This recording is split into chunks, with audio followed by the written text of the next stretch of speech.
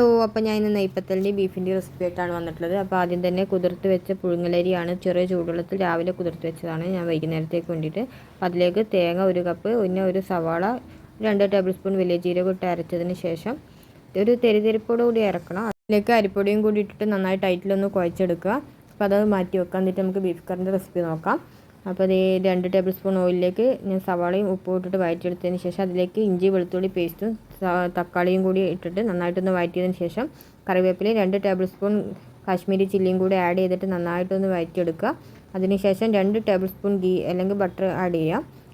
നന്നായിട്ടൊന്ന് മിക്സ് ചെയ്തിട്ട് നമ്മൾ വേവിച്ച് വെച്ചിട്ടുള്ള ബീഫും കൂടി അതിലേക്ക് ഇട്ട് കൊടുക്കുക. ഞാനിവിടെ ബീഫ് വേവിച്ചത് മുളക് പൊടി, അതുപോലെ തന്നെ മല്ലിപ്പൊടി, മഞ്ഞൾപ്പൊടിയും പിന്നെ ഇഞ്ചിയും കറിവേപ്പിലയും ഉപ്പും ഇട്ടിട്ടാണ്.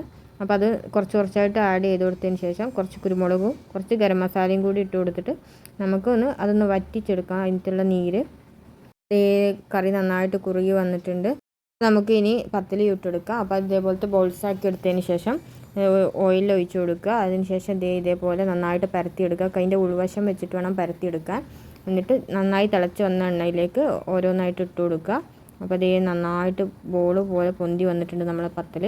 അപ്പോൾ 2 ഭാഗത്തും ഇതേപോലെ എണ്ണ ഒഴിച്ച് കൊടുക്കുക. അതിനുശേഷം തിരിച്ചും മറിച്ചു വിട്ടിട്ട് കോരിയെടുക്കുക. അതേപോലെ ബാക്കിയുള്ളതും ചുട്ടെടുക്കുക. നമ്മളെ പത്തലും ബീഫൊക്കെ റെഡി ആയിട്ടുണ്ട്. അപ്പോൾ എല്ലാവരും ഒന്ന് ട്രൈ ചെയ്തിട്ട് ഫീഡ്ബാക്കൊക്കെ അറിയിക്കുക. അപ്പോൾ ഇഷ്ടമായാൽ ലൈക്ക് ചെയ്യുക, ഷെയർ ചെയ്യുക, സബ്സ്ക്രൈബ് ചെയ്യുക.